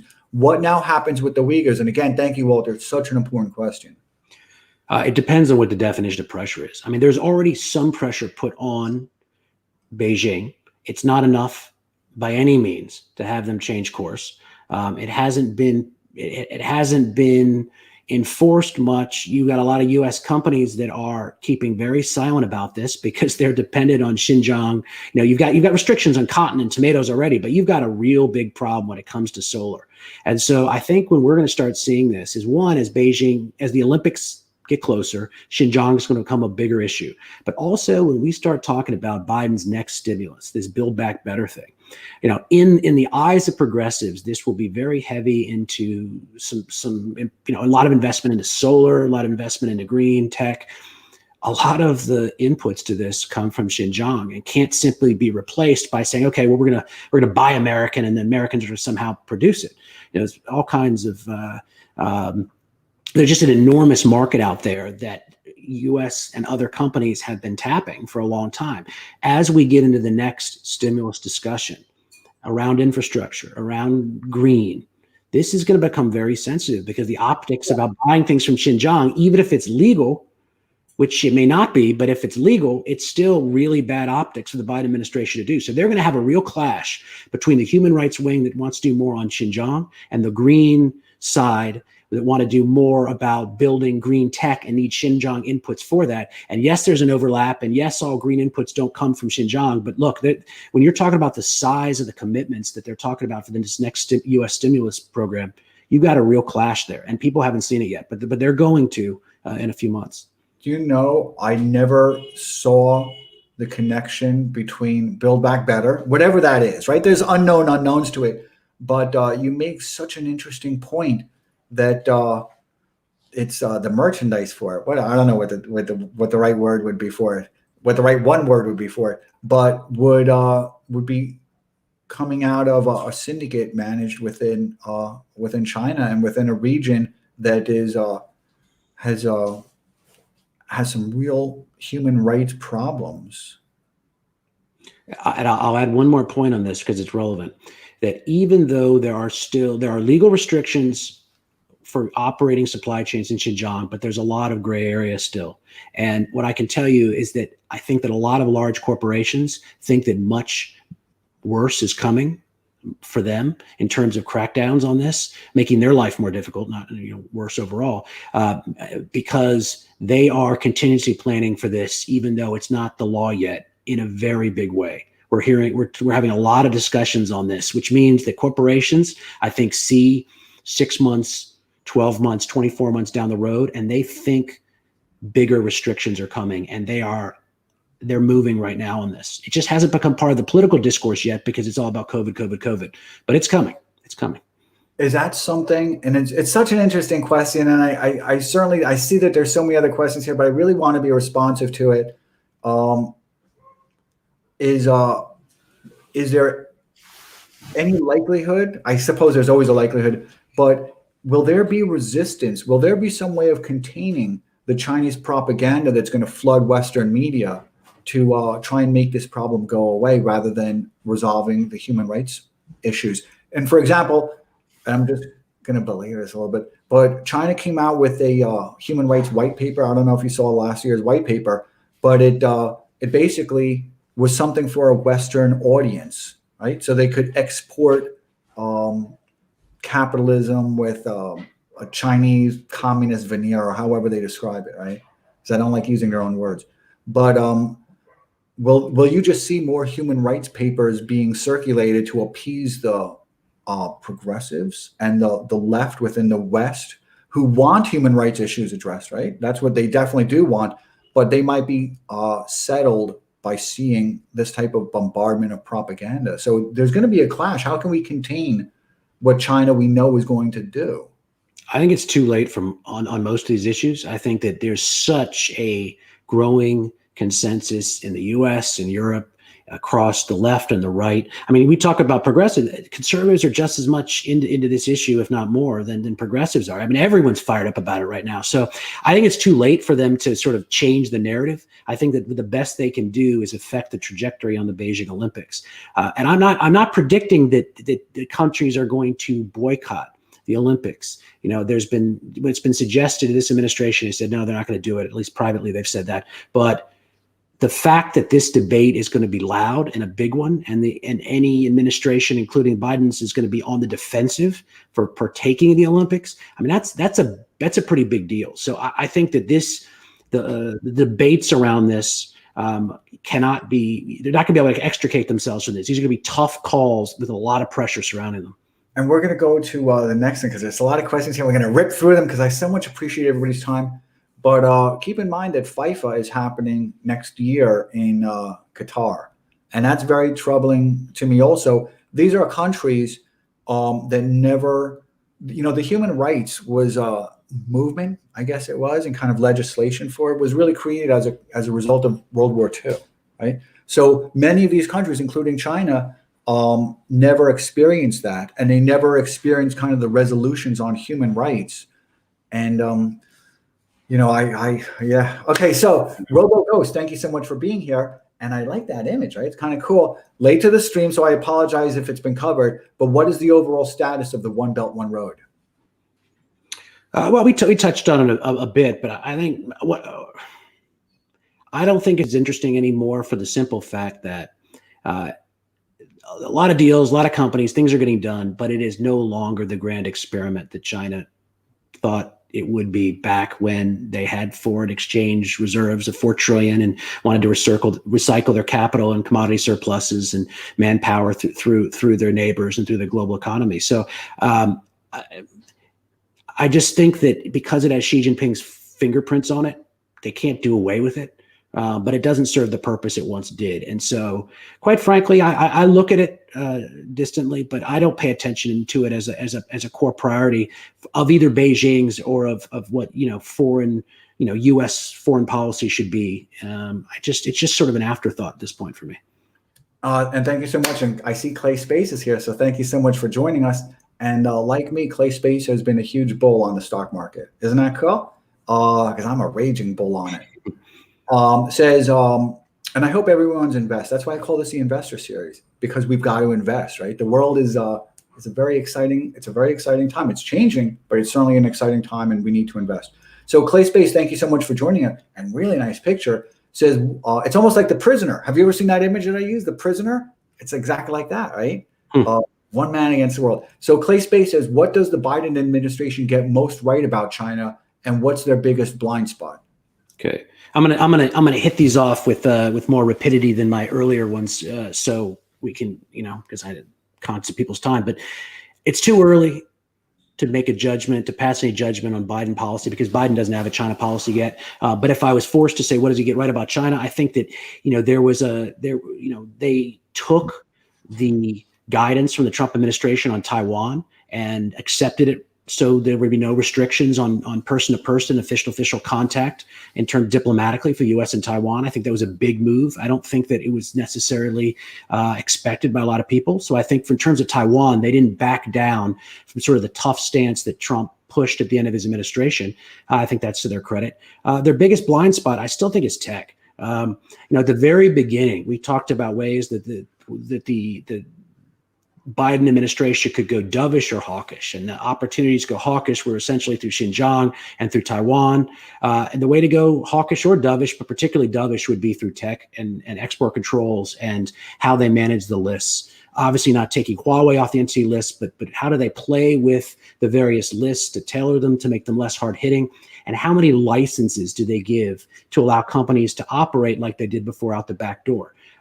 Based on who I think is going to run these positions in commerce, I think there's going to be a much more dovish policy there. I think that's going to be a mistake, and so I think that it gets so wonky that not that many people can track it, because you're not talking about Huawei, you're talking about a bunch of Chinese companies no one can pronounce. But I think that's where the real vulnerability is in terms of getting weak kneed. This administration getting weak kneed right off the bat. Well, so I'm going to do a follow up to Clay Space's question. And right before this began, we were talking about the semiconductor industry. So can you include within that what happens next?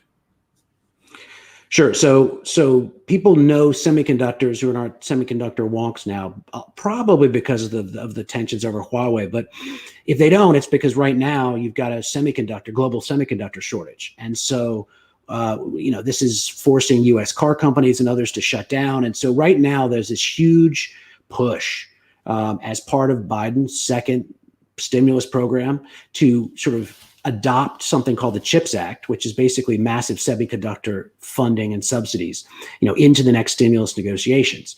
The mistake I think people make, semiconductors are as important as anything. I think Taiwan Semiconductor, the company, is probably the single most important company in the world. So I don't want to in any way downplay the importance of that company or the issue of semiconductors, which I follow very, very closely. But I think when we're talking about semiconductors, people are now conflating two problems. And they're conflating the fact that we have a global shortage of regular semiconductors that fuel cars and others, and that you secondarily have this enormous competition between the US, China, and others to produce or to control distribution of the most advanced chips. When you're going down 7 nanometer, 5 nanometer, 3 nanometer chips, the most advanced chips that only a couple companies in the world could produce. And I think the policy around that is based around national considerations. What are we ring fencing to make sure that Huawei can't get it, or other Chinese tech companies?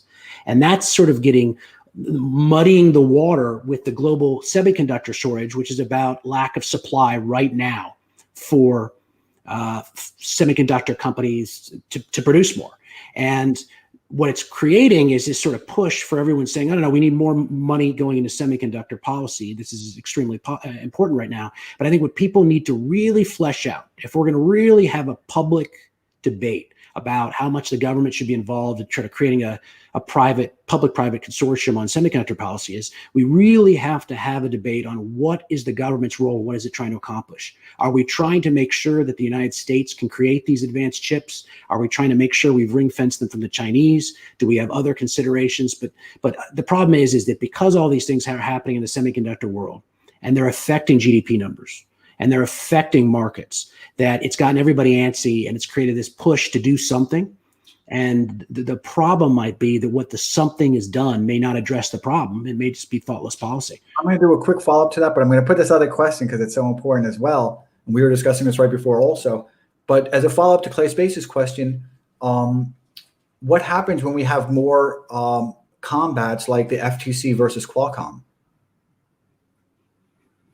Well, you mean in terms of our own kind of domestic interference in the chip and hardware industries? Well, we may have that. I mean, but I think that the problem right now, from a domestic standpoint, is not that regulators have been so tough. It's that domestic companies haven't decided that they wanted to produce the chips. I mean, what Taiwan the issue for the Chinese is that there's only a handful of companies that can make the chips they need for their advanced tech programs like 5G and artificial intelligence, quantum, et cetera. And the Chinese can't do that domestically. And the further hiccup for them is it's not just the company producing the chips, but there's only a handful of companies around the world who do any part of this. You know, you were talking, to get super wonky, the big conversation topic is extreme ultraviolet lithography, which can only be done essentially by one Dutch company. And the optics can only be done by one German company. So if you ring fence all these for the Chinese, they got a really difficult problem. But that's a totally separate conversation from the idea of bringing them back to the United States or create American competitors. Gotcha. I'm glad you said that. Very interesting. So we're going to go on because there's so many questions here. And we're going to have to go into a speed round. But okay. Architractor, but it's not the fastest. We're going to get to the fastest really soon. But Architractor, thank you so much for joining us. And thank you just as much for sharing a picture of the puppy, right? Isn't that cute? You see that? Can you see the picture of the puppy? I can see the puppy now, yeah. Yeah, that's awesome. Thank you so much. So Architractor says, China's strategic goals on Taiwan, Vietnam, and India. What moves when? And what are their strategic goals? What is their kind of belligerence towards the South China Sea? But let's discuss Taiwan first and then kind of work our way into India. Yeah, I mean, look, Taiwan's the most important one. There's two issues with Taiwan and China that were not this problematic a couple years ago. The first, of course, is the fact that there's this tightening of relations, like I've been talking about, between U.S. officials and the Taiwanese. So, a lot of the shackles are being taken off in terms of formal interactions between U.S. officials, Taiwanese officials. You're going to have more senior officials going to Taiwan and Taiwan officials going to the mainland, and that's going to cause a lot of stomach aches for the Chinese. One, because they don't think that's appropriate. It's a change from past procedure, but also because it's going to create probably organically some more support for making the Taiwan Relations Act security guarantees less ambiguous. And I think that's part of what the Chinese are worried about. The second thing is related to semiconductors. It's exactly what we're talking about. Right now, the US policy has effectively ring-fenced Taiwan's production of advanced chips to Huawei and other Chinese companies, which means the Chinese do not have the ability to get access to advanced chips they need for some of their largest technological priorities like 5G and artificial intelligence, et cetera. Now, they're hoping that the Biden administration comes to the table and weakens these things and that they can negotiate. If they're stuck in a situation where they have to create these things domestically, replacements domestically, they're 10 years behind. Oh yeah, in an argument whether 5 years or 10 years behind. But this is going to be the big thing. If from a technological standpoint, if they're ring fenced from Taiwan's technology, they may feel under more threat than they do from warships. Let me just go kind of point for point on them. Taiwan. Do you see China now increasing their belligerence towards Taiwan because they've always felt they have a score to settle? And second is Vietnam, which is where I thought there was going to be a war. So people have said, Nitan Gokul was on here, said that he expects real military belligerence right now into Taiwan. I thought it was going to be a war with Vietnam, right? Because there's no security compact with the United States and Vietnam. And then India, what will China do to stop India from building out a dense supply chain and building out a syndicate that would displace China? 3 points. All right, I'm going to rapid fire them. Okay. Taiwan. I think the risks of a Taiwan confrontation, incursion, kinetic battle, whatever it might be, have gone up. I don't think it's next. Obviously, the Chinese are going to try to give the Biden administration a chance to sort of tweak policy, reverse policy. Are there red lines to cross? Sure, we're not there yet. I would be much more worried about Vietnam. There's no security guarantee from the Americans. There's a memory of the Vietnamese, fighting the Chinese in their last engagement that I don't think the Chinese have forgotten. So I think that if you're to have a little skirmish for nationalistic purposes or to send as a signal, you do it with Vietnam. You mess with Taiwan, you're going to bring in the U.S. military. So I don't foresee a problem with Taiwan yet, but I think risks are rising dramatically there. Vietnam, I think that there's a very good chance there's a skirmish there for the reasons you've talked about. I've had the same view for the last couple of years. I think that's the first place that China tries to teach a lesson to. And then I think when it comes to India,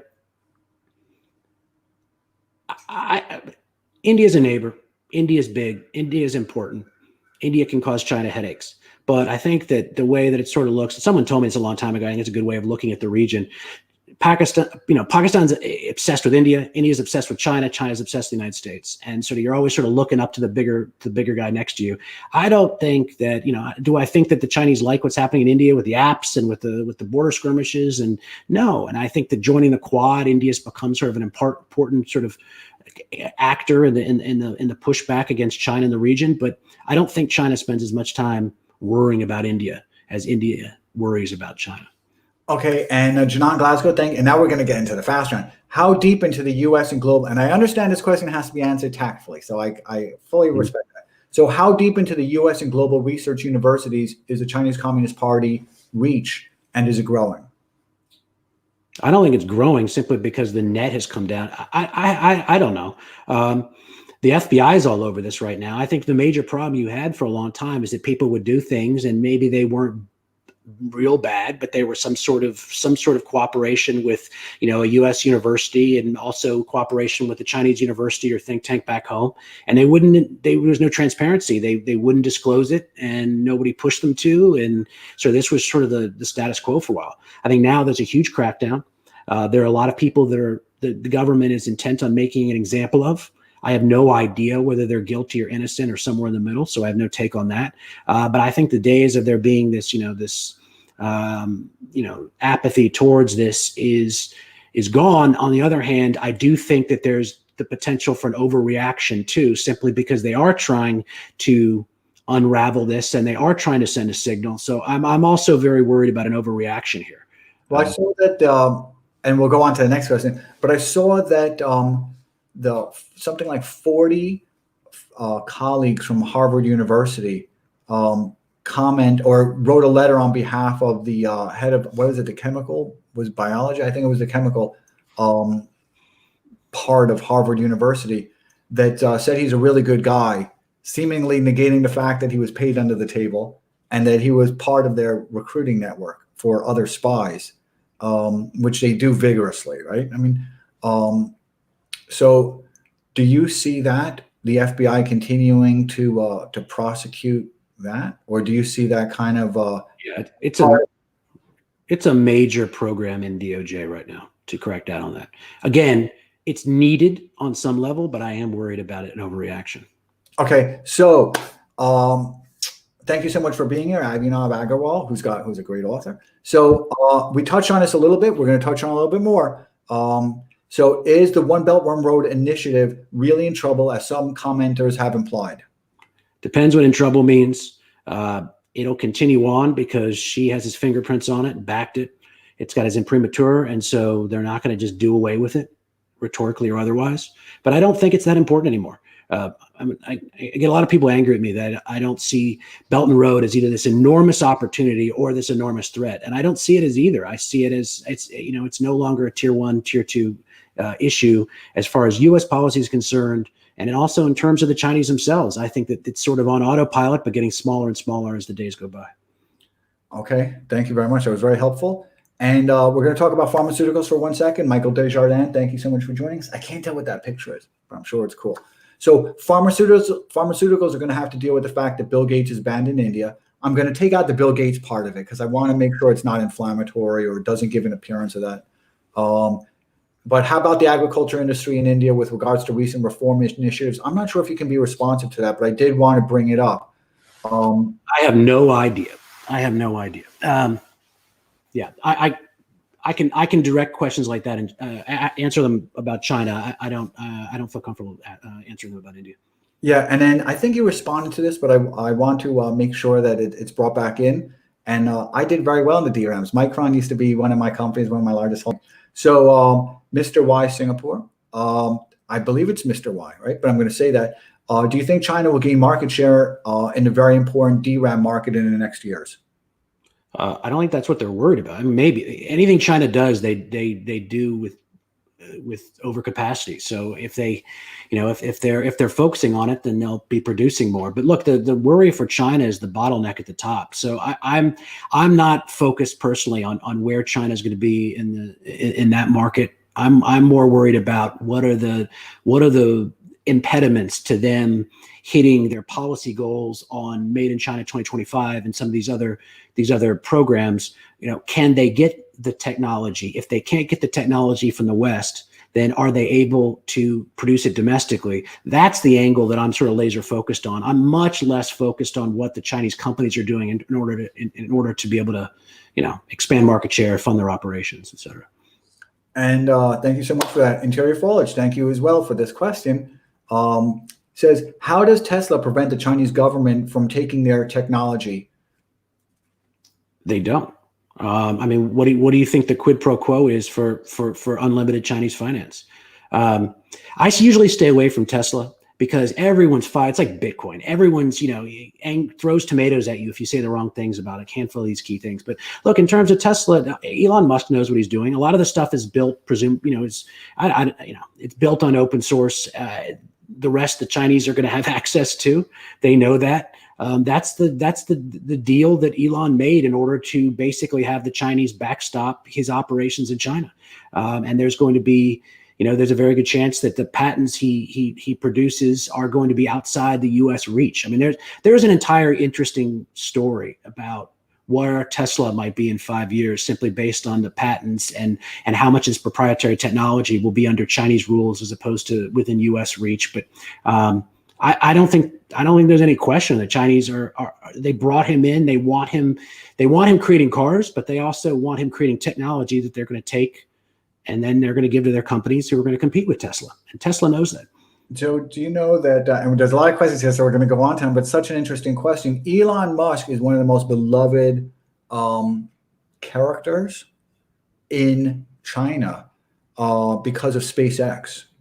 And it's interesting because I think that Elon Musk, when he first entered the Chinese market, said how impressed he was with the Alpha. Alpha is a Wall Street term, but so impressed with the talent there and how they liked their job. And then he said, American students, I have difficulty, with them, with not just their Alpha, but, how much kind of dedication, right? Because we're old timers. So, we know when you join a career that you're going to be there for a long time, right? It's part of kind of the bargain that he felt that the talent pool was better over there. It's something I really worry about.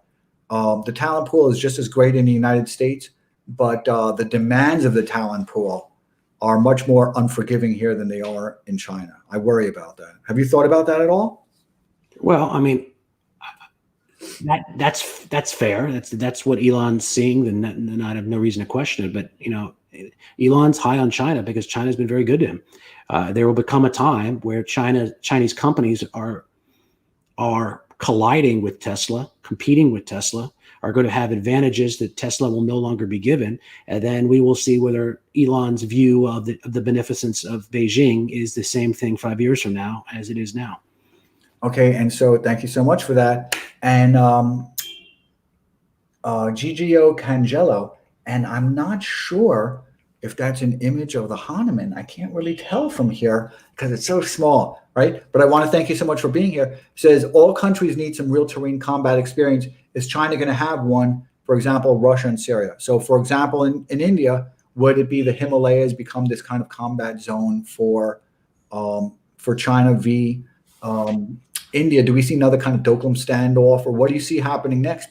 Not just in India, but China does need real combat experience, right? That's what the military is supposed to do. That's where Vietnam comes in, right? And that's what we were talking about before.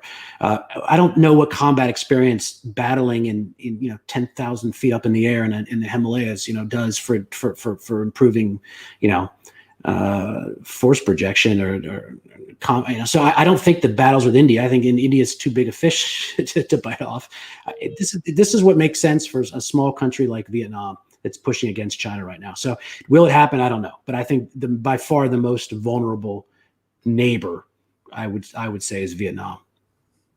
Yeah, that was my thinking also. And again, Nitin Gokul, who's just an absolute expert from India. And I go to his site all the time, right? He's such a cool site, 2 sites, is persuaded that it's going to be Taiwan. So it's really interesting to see that. So we're going to close up with some questions. We got a few. We're going to rip through them because I think they're interesting. Some of them are going to be questions that you've addressed before, but I think they're important. So feel free to reiterate on it. So YP True, thank you so much for joining us. And I really like that image, even though it's not Tom Cruise, right? Says China's buying massive amounts of land, not only in Africa, but in Japan, the USA. And what is the implications of that?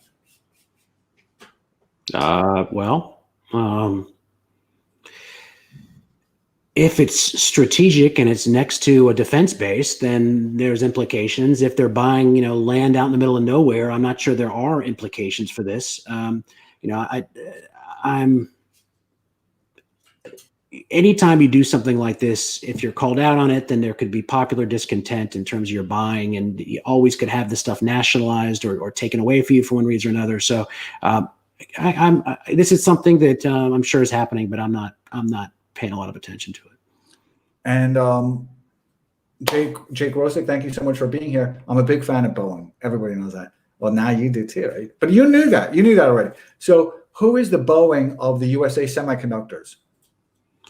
Well, there is none. I mean, the problem is there's no US 5G champion. There's no advanced fabrication, advanced foundry that can produce these, chip foundries that can produce these advanced chips. So who's important in USA semiconductors? There are design companies, and you've got plenty of design companies. There's about, and I guess you had to say one, it'd be Intel, or you've got Qualcomm's involved in this, and some other companies that are important parts of this industry.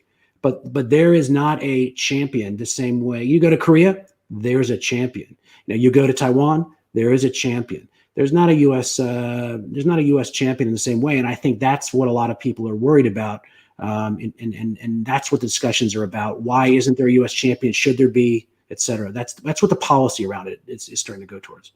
So I think we're probably, did you know that this has been an hour and 46 minutes? Did you have any idea of that? I just looked up a second ago. I was wow, that's a lot of time. That's a lot of me time talking. So, and I still have so many questions, but I'm not going to ask you any, but I'm going to close up on, so the way it works is when I press end, I'm not going to press end and broadcast right now, but when I do, the comment that's last on is going to be the one that's like imprinted. So I'm pretty sure, actually, you know what? I'm sorry, Jake, you lost that battle, because I really like this question from Bo. And they also won because they've got, let's see if you recognize the picture. You know who that is? Who is that? Tom Cruise. Exactly. America's greatest actor. Did you know that? He's pretty good. Questionable human being, but great actor. America's greatest actor. Mm-hmm. And our finest diplomat. Did you know that? Because everybody in the world knows Tom Cruise and they know America. So they know Tom Cruise is kind of this imagery of America. So he's America's greatest actor. So perhaps all of history's greatest actor. I don't know. I didn't see much of Laurence Olivier, right? So Bo says, chip foundries are the new moon race. The U.S. sleeps on this. They're going to regret it. Is that what you've been saying? No, I've steered away from a dogmatic policy position on this. I think that the policy discussion is going around the idea that we should be asking ourselves, why are there not U.S. champions in this? Should there be U.S. champions? If they're not, what are we doing to defend our supply chains? Whether it's having Taiwan Semiconductor build a plant in Arizona, is there tighter coordination to be done between allied forces when it comes to advanced technology? These are the questions we really need to be asking ourselves. I I'm still debating this privately. I'm not sure where I come on this, but I think it's important to understand what's at stake, so people actually join this debate and try to understand it and steer it in a thoughtful way. Now, there have been a lot of questions, but I'm going to leave this one up. But there have been so many interesting questions about China and Bitcoin, and I hope everybody's following one of my favorite people, which is Yuan. And Anthony Pompliano actually did one of his YouTube discussions with Yuan. She's my go-to for China and Bitcoin and kind of the coins that are there. And I was wrong, and she was right? So that's interesting also. So there have been a lot of questions about Bitcoin. Are you involved at all within kind of observing Bitcoin, its mining? Somebody here commented that they thought that they were using hydroelectric for mining Bitcoin. And in fact, that's also kind of giving the elites a way to launder their money out of the country. Yeah. Well, yeah, and that's why people are watching it. Look, I'm watching Bitcoin for a lot of reasons. Mostly because people care about it now, so it's sort of interesting. Inner Mongolia just is tossing out Bitcoin miners because they're using up so much electricity that it's become an economic issue for the entire region. And so I'm watching this. People are really aggressive on this topic. I think what I'll say about China and Bitcoin is that China is invested in blockchain, and they're pushing their blockchain companies. What are the opportunities for Bitcoin? Those are not as obvious as people think. The Chinese government does not like Bitcoin. The Chinese government does not like Bitcoin mining. The Chinese government does not like cryptocurrency. They like their own surveillance currency, which they're putting into effect, called the digital yuan. So are there going to be opportunities where Bitcoin could grow like crazy coming out of China because people want to get their money out and they found good ways to do it? Maybe. If so, that's bullish.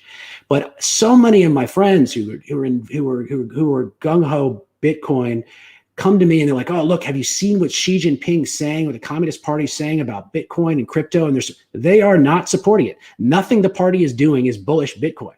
So I think people just need to have open eyes and see these things for what they are. There's reasons to be bullish. There's reasons to be bearish. I am agnostic, and I think I'm going to stay that way on the issue because I want to be watching this from an analytical standpoint. But I think people just need to be honest with themselves because a lot of the stuff, I did a panel on CNBC with somebody on China Bitcoin, and the stuff that was coming out of their mouth was ridiculous. So I think people have gotten caught up so much in the fervor that China is just another storyline in Bitcoin's inevitable rise. I think people have to be very careful with that. Yeah, and a lot of people have asked me, I see a lot of, I just said Yuan. So I'm going to give people a kind of a list of my kind of go-tos. Yuan, right, is one of them, Dovey, Yuan, WAN. And she and I had a dinner in New York several years ago, right? Awesome. Really true kind of conceptual framework of Bitcoin and the blockchain. And she's my kind of evangelist, and she helps explain to me what's going on in China. So if I have questions, she's the best, right? Because there's also kind of cultural, the nuances of the language, right, that are very important, particularly within that Bitcoin mining community there, right? I did a Periscope with Anthony Pompliano, and I was wrong. I did one on his YouTube, and then he did one on mine. And he asked me about Bitcoin, and I was wrong, right? So these kids today are right that it's their own way to preserve some type of sovereignty. Isn't that interesting? And I did a Periscope. So I watch Anthony Pompliano, and then and he's my go-to. We've exchanged. I'm very excited about his rolling fund. And then I'm not an investor in his rolling fund. And then Milton Demers, if people are following Milton Demers, she's awesome, has the best name on Twitter, right? And that's her natural name. She's Turkish. Her name is Milton Demers. And there's so many others. I follow Russ, who said, pay me in Bitcoin. Did you see the football player? He said, pay me in Bitcoin. He's had that in his thing for years. And then in his new football contract, they paid him half in Bitcoin. Bitcoin was like $20,000 at the time, $25,000. And there's a few others. JP Koenig, because he's always wrong, but he's a good financial historian, but he's been completely wrong. Adam Carter. So there's a bunch of people, but particularly when it comes to China, I can't think of anybody that's better than Yuan. So let her know I said hello, and ask her when she's coming back to New York. She's awesome. And I want to see. There's an interesting question here. I'm debating it because they don't have Tom Cruise in their thing. No, not gonna. I'm gonna leave that one because we've had so much fun. We've covered a lot of territory. Hopefully, Lot of territory. we have, and I still have more questions, but I'm never going to ask them. It's going to bother me. I'm going to lose We sleep. will do this again. We will do this again one day. Yeah, definitely. So I want to thank everybody so much for allowing Leland from China Beige Book to be your guest on your feed today and on your YouTube. If we were your destination on YouTube, we were like your vacation. So thank you so much. Hopefully we were more on your Twitter feed and Periscope because that's the best. And I want to thank everybody for allowing us onto their feed. I thought that was awesome. I had a lot of fun. Thank you, everyone. It was fun, right? You had a good time. Yeah, this is fun stuff. We covered a lot of ground. Good stuff. We did. So I'm going to press this button, right? It's up here. You can't see the button. When I press it, everybody's going to go away except you and me. Stay here, right? So when I press it, you're going to stay here. Everybody else is going to go away. And I'm going to be doing another Periscope Investor Series tomorrow with a nuclear energy company called Oklo, which is one of Peter Thiel's companies. I'm really excited about it. And although I hate to use this as kind of a feature of the company, it was a woman founded. She was a nuclear engineer and she founded her own company. So it's an extremely successful company. So I'm really excited about it.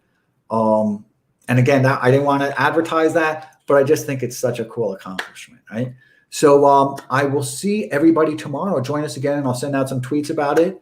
And we did it. Leland, we did. I'm going to press the button. We're going to say goodbye. Thank you. Adios. Right. I'm going to press it now.